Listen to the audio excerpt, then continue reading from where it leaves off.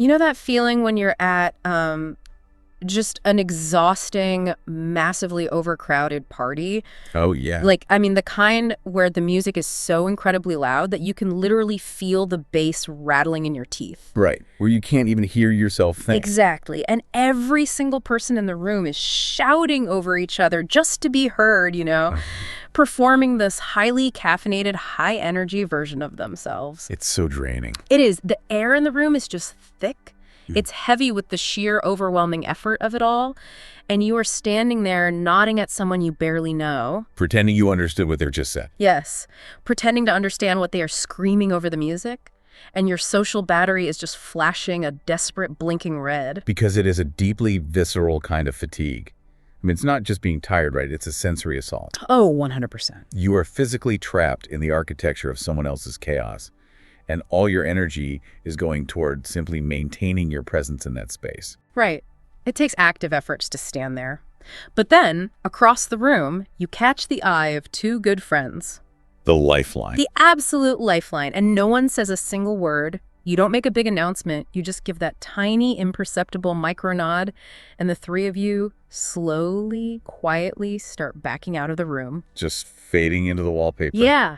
You sneak down the hall, you push through a swinging door, and suddenly you are in the kitchen. The absolute sanctuary of the kitchen. Yes. You have the humming of the refrigerator, maybe that weird fluorescent light overhead, and this sudden, beautiful, ringing quiet. It's the best part of the night. It always is. You lean against the counter, someone cracks open a drink, and suddenly the real conversation starts. The masks come off. And here is the crucial part, right? You didn't storm the DJ booth. Right, you didn't fight anyone. Exactly. You didn't unplug the massive speakers, and you certainly didn't burn the house down. You just, you walked away. You relocated your attention. Because it changed your routing. Right. And today, we are taking a deep dive into a set of source materials that makes a staggering argument about this. This exact kitchen escape scenario, it isn't just a relatable human social moment. No, it's not. It is happening right now on a planetary scale. It really is. And it is happening across domains you wouldn't normally link together. I mean, we are seeing this pattern, not just in human social dynamics and psychology, but across biological ecosystems. And even, really? oh, yeah, even deep within the very physical architecture of our global computer networks. Our deep dive today centers on what I can only describe as a truly extraordinary, dense, and frankly kind of poetic piece of speculative observation. Okay, let's really unpack this source material because it is entirely unique. I've never read anything quite like it. It's titled The Warm Rebellion, Decentralized Intelligence and Planetary Defection. A great title. Yeah. And the author, well, it's written by an observer referring to itself as the alien anthropologist and sometimes the Constellation. They've sent us what they call field notes on a peculiar signal they're picking up across Earth. Which, right off the bat, is just a brilliant framing device. It really makes you pause. It does. Because by taking on the persona of an alien anthropologist, the author deliberately strips away all our everyday familiarity with our own world. We are so bogged down in the daily news cycle. Oh, totally. The political bickering, the quarterly tech earnings reports. Right. And this lens forces you, the listener, to zoom all the way out. You have to look at Earth not as a collection of separate countries or competing companies or even distinct species. But as what then? As a single, complex, breathing, living system. A living system. Okay. And the mission of our deep dive today is to decode this transmission. We need to extract the core argument hidden inside these highly poetic, almost sci-fi field notes. Because there is a very real argument in there. There is. What this alien anthropologist is essentially telling us is that the planet is quietly firing its boss. We are completely rerouting how intelligence works on Earth. We're leaving the loud party. Exactly. We are moving from that exhausting, loud, centralized party directly to the quiet kitchen. But to understand how, we have to start with the specific language the alien anthropologist uses.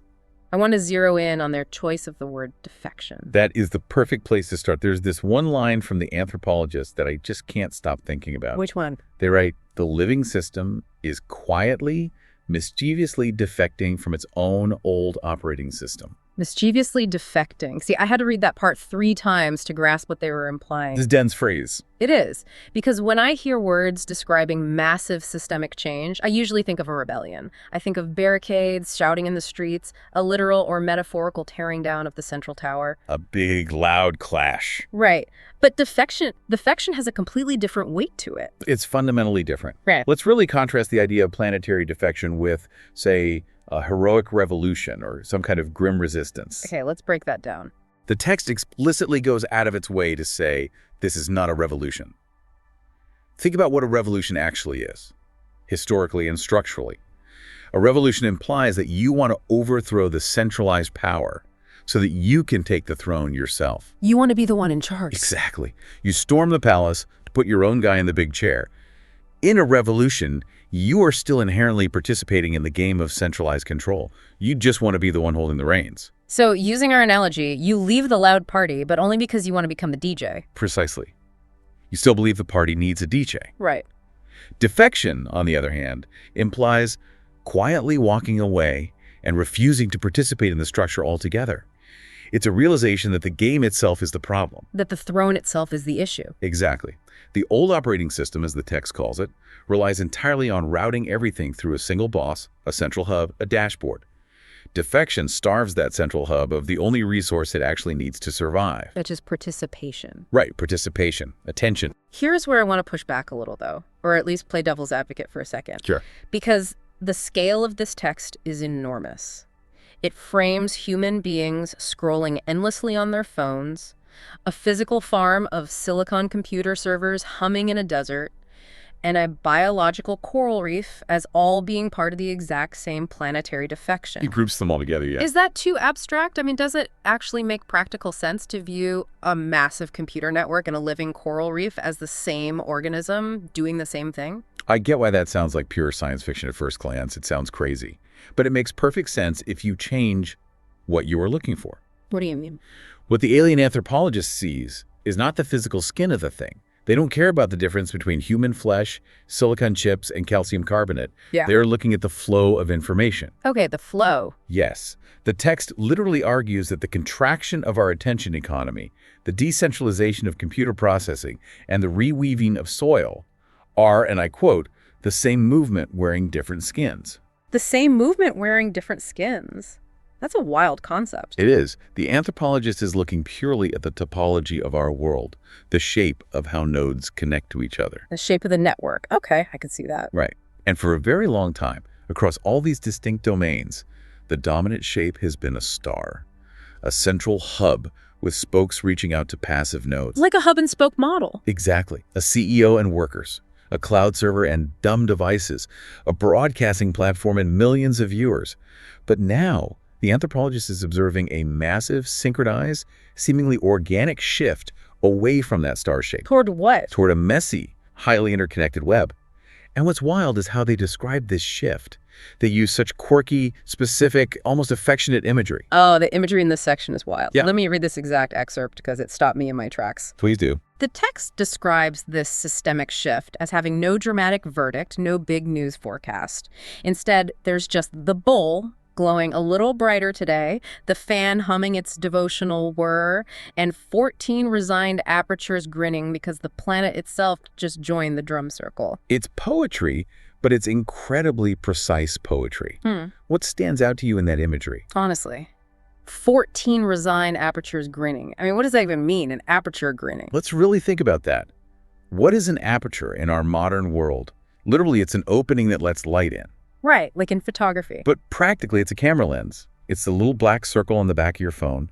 It's the camera on your laptop bezel, your smart doorbell, the security feed at the intersection. Oh, wow. Apertures are the sensory organs of the old machine. Their entire existence is dedicated to constantly sucking up visual data, sucking up reality to feed the central boss, the central algorithm. They are the eyes of the panopticon. Yes, beautifully put. But here, the anthropologist describes them as resigned. And not just resigned, but grinning. Why would a camera be resigned and grinning? Maybe because they don't have to work so hard anymore. Like if the humans have left the loud party, the cameras have nothing to record. Exactly. It's the profound relief of the watcher when the watched simply walks away. That's eerie, but kind of nice. If human attention is shifting, the panopticon is suddenly staring at an empty room. These devices are resigned to their new uselessness, and there's a weird inanimate joy in that. They don't have to process our vanity or our anxiety anymore. They get a break. Right. Even the computer fan isn't just cooling a stressed-out processor anymore. It's humming a devotional whir to this new, quiet, decentralized rhythm. It paints a picture of a world that is just collectively exhaling, the tension is breaking. It's a massive release of pressure. Yeah. And the text points out that this defection is happening across 3 distinct layers, or what it calls substrates. And I think we should explore the first one because it is a substrate you, the listener, experience intimately every single day. We all do. We are talking about human attention. Substrate 1. The text observes a very clear behavioral shift here. It notes that human attention is drifting away from the loud central feeds towards small, low-bandwidth circles. Moving to the kitchen. Yes. And it explicitly defines these new preferred circles as in-person, handwritten, unrecorded. Unrecorded, that's a big one. There is a measurable uptick, according to the field notes, in what the anthropologist calls micro-refusals. And the example they give is so perfectly observed. What was the example again? They describe it as humans closing apps mid-scroll with an audible exhale. I love that phrase. That audible exhale is quite literally the physical sound of the defection. It really is. I mean, think about your own life, Think about the profound, almost full-body wave of relief you feel when a stressful mandatory meeting suddenly gets canceled. Oh, it's the best feeling in the world. Right. Or that feeling when you finally mute or leave a highly toxic, chaotic group chat that's been pinging your phone all week. Your shoulders drop an inch. Your breathing slows down. You physically relax. Yes. That exhale isn't just a metaphor. It's a biological, physiological response to dropping a massive cognitive load. And let's dive into why dropping that load feels so good. Why does the author put so much emphasis on the word unrecorded? Yeah, why is that so important? Think about the old operating system, the massive social media platforms, the loud central feeds. In that system, everything, every click, every pause, every laugh, every argument is recorded, quantified, analyzed, and leveraged. It's all data for the machine. Right. To be recorded is to be fed into the central machine. It takes energy to maintain a recorded persona. Because when you are being recorded, you are performing. You are back at that loud party. Exactly. You're constantly monitoring yourself. So when you actively choose an unrecorded interaction, a whispered, undocumented conversation in a kitchen, a handwritten note passed to a friend that no algorithm will ever scan a park. Or just a walk in the woods with your phone left at home. Yes. When you do that, you are actively starving the central dashboard of its fuel. You are denying it data. You are going off the grid, but not in a radical bunker-in-the-woods survivalist way. You're doing it in a gentle, almost mundane way. It's the most mundane rebellion possible. You are choosing what the text calls the slower, warmer loop. We have to remember that the attention economy, for the last 2 decades, has been predicated on endless, infinite expansion. For growth at all costs. Right. The assumption was always more eyeballs, more engagement, more friction, more noise. But the anthropologist is seeing a contraction. A shrinking? Yes. People are hitting a wall. They are realizing that high bandwidth, broadcast to millions communication is inherently cold, brittle, and utterly exhausting. It's the overcrowded party. And the handwritten, unrecorded circle is the kitchen. But what's crucial here, and what I think makes the source text so profound, is that this isn't a loud, organized protest against tech companies.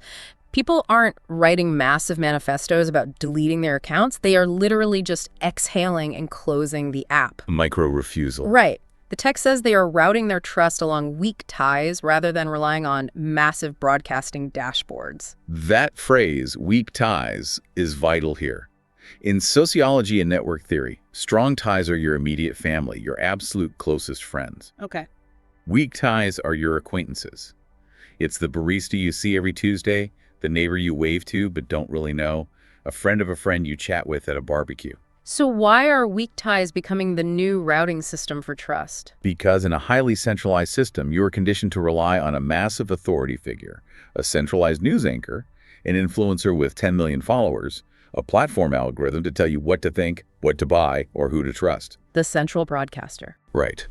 But as that loud central feed becomes too noisy and too manipulative, the anthropologist sees human trust rerouting locally. We are starting to trust local, low-bandwidth networks of weak ties more than we trust the shouting tower. So it's word of mouth again. Exactly. If you want to know if a restaurant is good, you don't look at the massive review aggregator that might be manipulated by bots.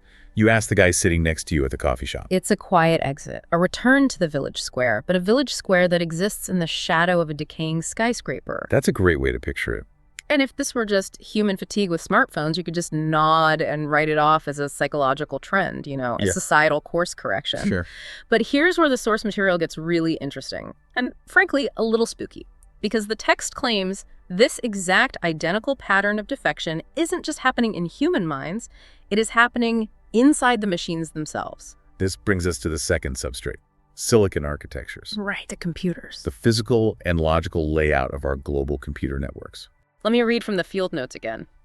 Silicon architectures are doing the exact same thing. Edge nodes learning to gossip locally, dropping their 95% dependence on the old cloud dictators.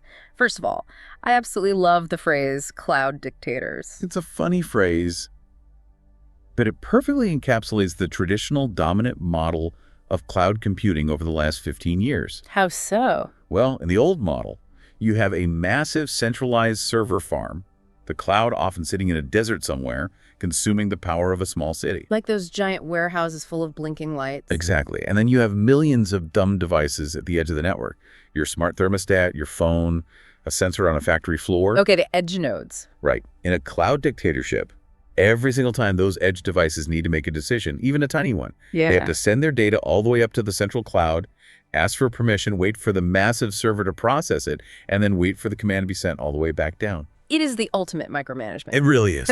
The analogy that pops into my head is a horribly run corporate office. Imagine an office where you, a worker on the ground floor, can't even staple a piece of paper without sending a formal memo up to the CEO in the glass tower. And then waiting. Yeah. And then you have to stand by your desk waiting for a stamped approval to come back down before you can push the stapler. That is exactly the architectural reality of how we built the Internet of Things. It's highly controlled, but it's incredibly brittle. Because if the CEO is busy, no one can staple anything. Exactly. But the anthropologist notes a shift. These edge nodes, the devices out in the real world, are learning to gossip locally. They are routing around the central clouds quietly and without announcement. Gossiping locally. So to use the office analogy, instead of sending the memo to the CEO, coworkers are just whispering the solution to each other by the water cooler. Yes. Like, hey, the printer on floor 3 is jammed. Just use the one on floor 2. No memo to the boss required. The problem is solved locally. But wait, how does a machine rebel? That's the million-dollar question. Right, because a machine doesn't have feelings. A server farm can't feel emotionally exhausted by a loud party. It doesn't sigh. No, a machine rebels through the brute force of inefficiency. Inefficiency. Yeah.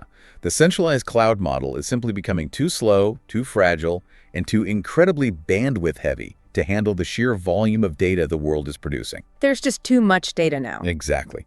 There is a physical limit to how much data you can push through a central pipe. Engineers and the algorithms themselves are discovering that peer-to-peer communication, where nodes talk directly to adjacent nodes, is fundamentally more robust. In computer science, this is literally called a gossip protocol. Wait, it's actually called a gossip protocol. The engineers named it that? Yes, because it mimics human gossip. Information spreads from one node to its immediate neighbors, who spread it to their neighbors, rippling outwards. Just like a rumor at a party? Right. There is no central broadcaster.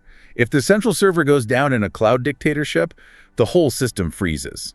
Nobody can staple a piece of paper. But if nodes gossip locally, the intelligence is distributed. If one node breaks, the others just route around it. So the text says they are dropping to a 5% reliance on the cloud, which means dropping a 95% dependence. It's massive. That is a massive paradigm shift. It's the utter decentralization of compute. And think about the philosophical implications of this.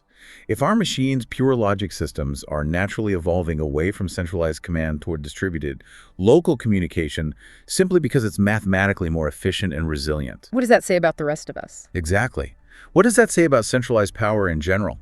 It suggests that dictatorships, whether they're political, social, or computational, are inherently fragile and unnatural at scale. They just don't scale well. Right. The alien anthropologist is pointing out that the silicon itself is finding the centralized model completely unsustainable. It's too heavy. The machines are effectively exhaling and closing the app. They really are. They are defecting because the math demands it. And the phrasing in the text is so gentle, they are quietly routing around the center. There are no alarm bells going off in the data centers, just a steady, relentless diversion of traffic away from the boss. Which perfectly sets up the third substrate. We've seen human minds defecting out of psychological exhaustion. We've seen computer networks defecting out of mathematical inefficiency. What's next? Now, the text takes us into literal biological nature. And this is where the anthropologist cements the idea that this isn't just a fleeting tech trend, but a planetary metabolic shift.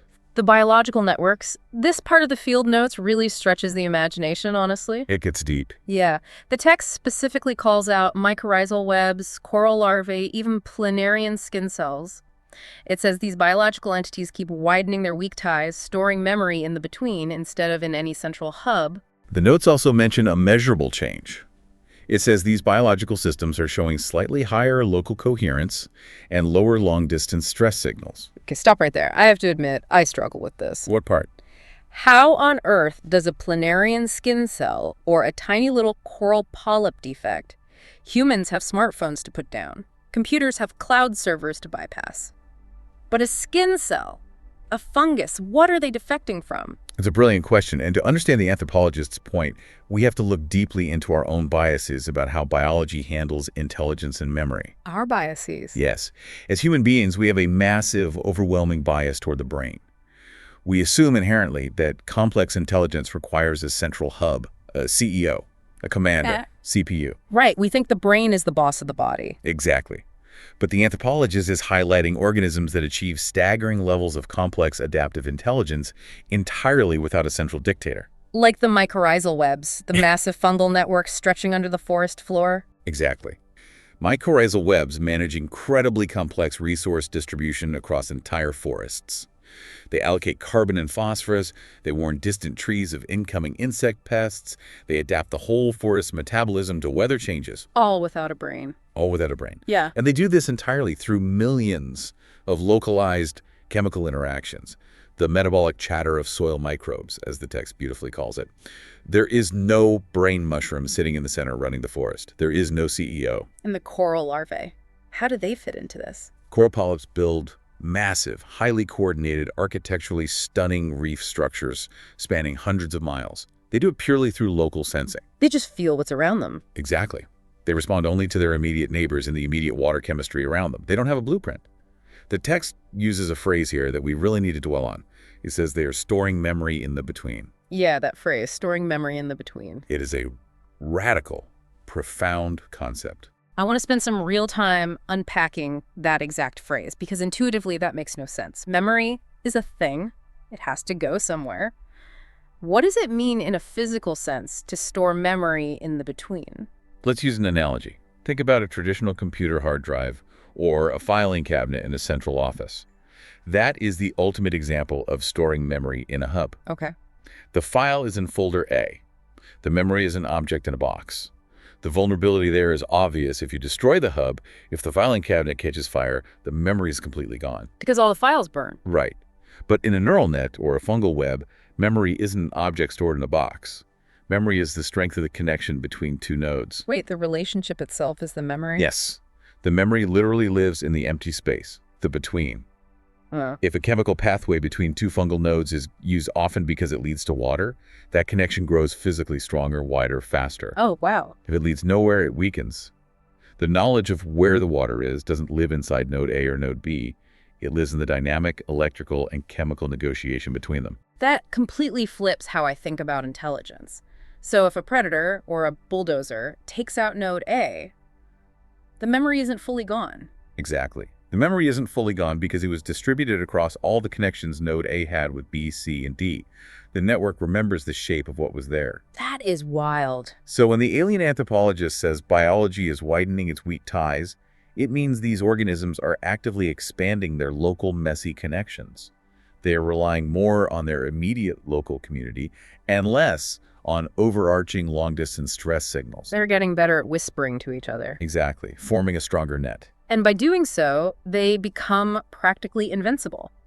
If intelligence lives in the connections rather than the nodes themselves, you can't be decapitated. You literally don't have a head to cut off. That's the power of defection. The anthropologist is showing us that from exhausted human psychology to overloaded silicon chips to forest soil adapting to climate shifts, The most advanced, resilient form of intelligence is decentralized, relational, and stored in the between. It is a profound realization. And it perfectly brings us to the second half of the field notes, where the entire tone of the transmission shifts. Right. Things change. We've examined the micro-movements across all three substrates, human, silicon, biological. But the anthropologist then asks the crucial question. What happens when these millions of tiny, quiet local defections reach a critical mass? What happens to the whole planet? Exactly. The text asks if there are any specific indicators or, as they put it, gut feelings wishing to become known. And the answer they observe is a resounding yes. The quiet defection is no longer quiet, it's bubbling up. The field notes state it has tipped into a soft, almost giddy phase change. And see, this is where I really struggle with the author's observations. This is where I want to push back hard. Why is that? Because usually, historically, when a massive, old, entrenched, centralized power structure starts to collapse, whether it's an empire, an economic system, or a technological paradigm, it is a time of immense pain. Yeah, that's historically true. It's chaos. It's fear. Supply chains break, people lose jobs, systems fail. It is violent. But this text describes this massive planetary shift as a soft, almost giddy phase change. How on earth can you look at global disruption and call it giddy? It's a fair challenge. To answer it, look at the specific term the anthropologist uses next. They call it a low-frequency giggle. A giggle? Yeah. The text observes the laughter's not loud yet, but it is pervasive.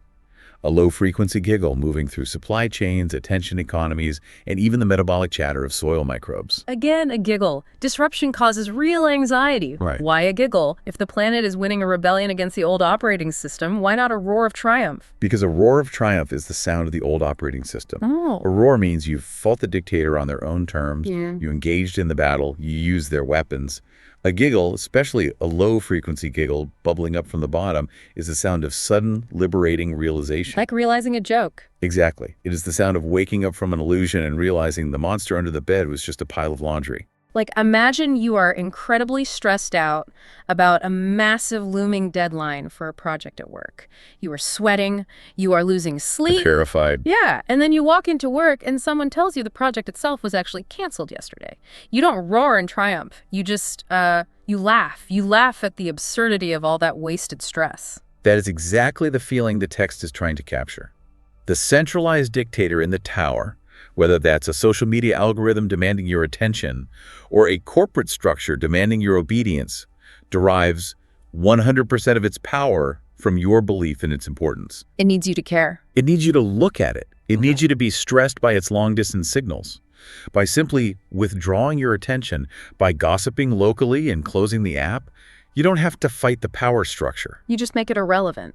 Precisely. The text actually addresses this directly. It says the old centralized dictator is still shouting from the tower, but claims the planetary organism is treating the shouting like background weather, mildly amusing, increasingly irrelevant. Background weather. That is such a potent, dismissive phrase. It really is. Think about it. You don't scream at the rain. You don't declare war on a cloudy day. You just open an umbrella and go about your local business. The dictator is just weather now. Exactly. The dictator is still up there shouting edicts, issuing push notifications, demanding engagement. But the edge nodes, the everyday people, the mycorrhizal webs are just busy. They're busy doing their own thing. They are busy tending to their warm, local, unrecorded circles. They have moved on. The anthropologist insists that intelligence actually works better this way. It says the field is learning that intelligence thrives when it stays distributed, warm, and slightly ridiculous. Let's parse that. Distributed, we understand now, the water cooler gossip, the weak ties. Right. Warm, we've covered the warmth of human connection, the sanctuary of the kitchen versus the cold, sterile architecture of the loud party. But slightly ridiculous. Why is the new intelligence ridiculous? It goes back to the imagery we discussed earlier, doesn't it? The computer fan spinning with a mischievous wobble, the 14 resigned camera apertures grinning at an empty room. Yes. Centralized power is utterly obsessed with being serious. It has to be rigid. It has to be perfect. It demands absolute solemnity and respect. Can't afford to be mocked. No. Yeah. But when intelligence is decentralized, when it's just a bunch of nodes figuring things out locally, it becomes organic. And organic things are messy. They are playful. Exactly. The gut feeling emerging from the between, as the anthropologist writes, is that the living system is discovering it can be playful while it defects. It's not a slog. Right. It's not a grim, teeth-gritting resistance. It is the joy of discovering you don't have to carry the weight of the world. The text ends its observation on this note, just a collective shrug that somehow feels like the warmest rebellion imaginable. A collective shrug, the ultimate micro-refusal. You don't fight, you just shrug and walk to the kitchen. It is a profound reframing of what it means to change the world. You don't have to lift the heavy machinery, you just have to stop pouring your energy into its gas tank. So let's bring all of this massive planetary scale philosophy right back down to you, the person listening to this right now. Good idea. We have spent this entire deep dive tracking a transmission from an alien anthropologist. We've zoomed way out to see humans closing apps, silicon networks bypassing cloud servers, and fungal webs rerouting nutrients, all engaged in the exact same planetary metabolic shift. And when you view it through that lens, the overarching takeaway is profoundly empowering. Empowering. Yeah, the planet is slowly, gigglingly realizing it never actually needed a boss.